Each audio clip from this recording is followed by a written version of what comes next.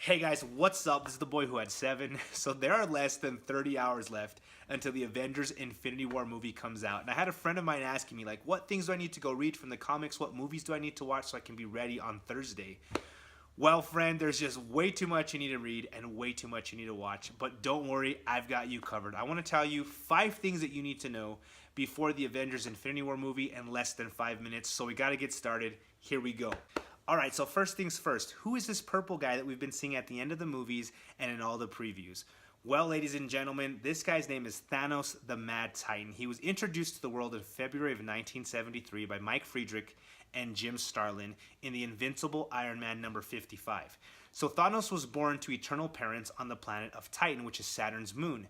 When he was born with the deviant gene, which means he came out purple and deformed. And right away, his mom recognized it as a bad omen, and she wanted to destroy him and reject him.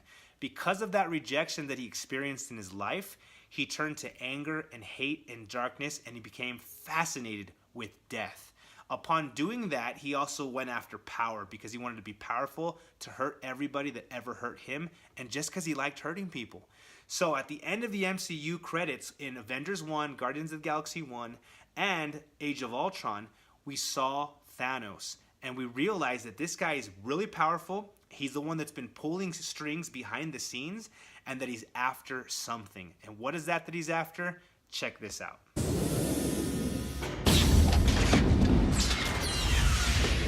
Fine.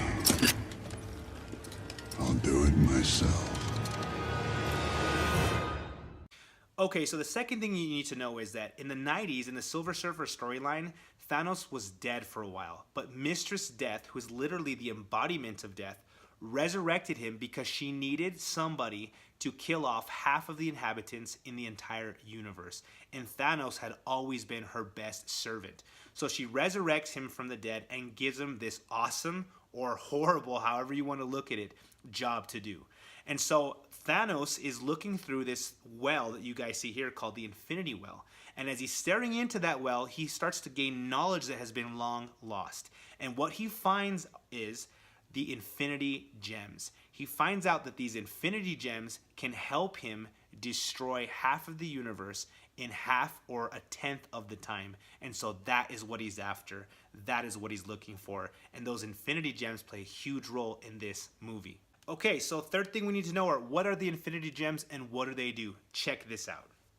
Before creation itself, there were 6 singularities.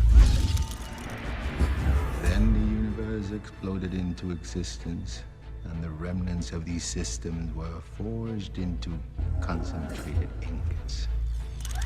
Infinity Stones. These stones, it seems, can only be brandished by beings of extraordinary strength. Observe. These carriers can use the stone to mow down entire civilizations like wheat in a field. There's a little pea coming out of me right now. Alright, so on to number 4. We know that there's 6 stones, and we know that you have to be pretty darn powerful to hold them all. Well, that's exactly what Thanos is after. He wants to control all 6 of these gems because all 6 of them have different abilities. What are those abilities? The first one is the ability of power, to control all of power within the entire universe. The second one is the ability to control space. You can jump between space. There's no distance, close or far, has any meaning to you. Number 3, you control reality. You can change anything you want. You can change any scientific laws to do exactly what you want as the possessor of that stone. Number 4, you can control time. Time has no meaning. You can speed someone's life up. You can slow it down. You can stop time. You can move time. You can change time. You can do whatever you want. That's number 4.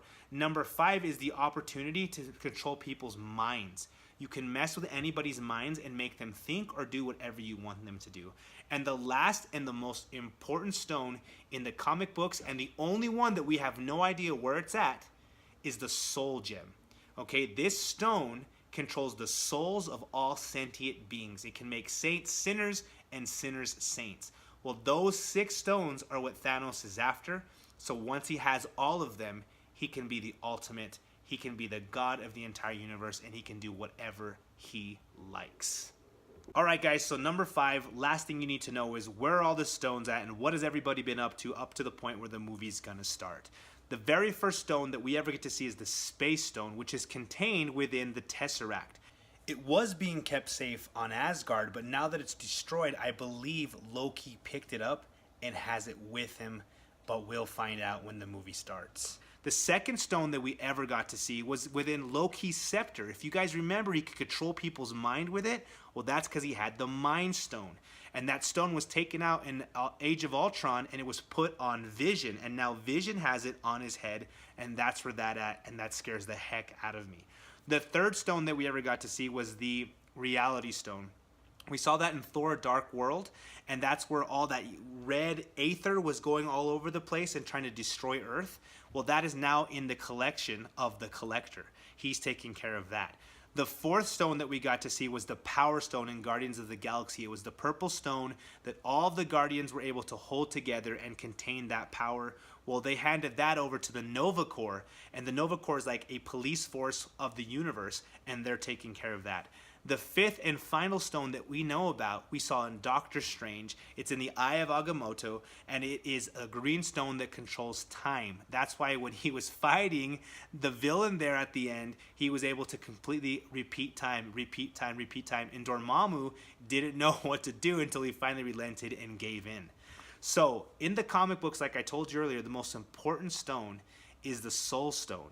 They haven't found it yet. We don't know where it's at, and so we're probably going to see it in part 1 or part 2. I'm probably thinking at the end of part 1. Okay, so where's everybody at? This is really important. Iron Man, Vision, Black Widow, they are still working for the UN. We've got Captain America on the run because he's not going to sign the Sokovia Accords. And Cap, I agree with you 100%. It ain't right. Freedom, freedom, freedom. Anyway, Captain America releases Ant-Man, Hawkeye, Falcon, and Scarlet Witch from jail. So he's gotten them. They're probably all out on the run doing good. We see the Winter Soldier go into a cryogenic freeze so he can become unbrainwashed. And at the end of Black Panther, we see that he looks like a brand new man.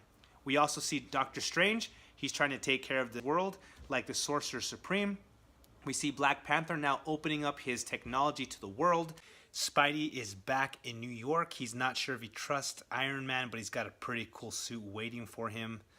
And last but not least, we see Thor, Loki, the Hulk, and the inhabitants of Asgard escaping as their world is being destroyed. And then all of a sudden we see a ship that dwarfs their ship, and it looks like the Sanctuary 2, which is Thanos' ship. And so, man, I don't know what's going to happen, but we've got all these people coming together. The Guardians of the Galaxy are out there looking for these stones, but they can't find any more. And so this is where the story is going to begin. So this is what you guys need to know. Thanos is after the stones. He's powerful as powerful can be.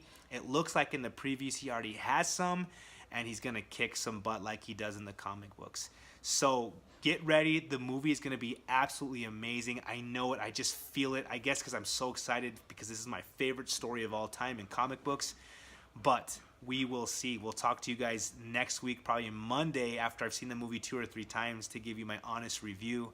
I hope you guys enjoy it. Please let me know if I missed anything. Please like and subscribe to the channel. I hope this helped you out, and I hope this got you ready for the movie. And especially, I hope you're hyped. Guys, as always, thanks so much, and I'll talk to you later.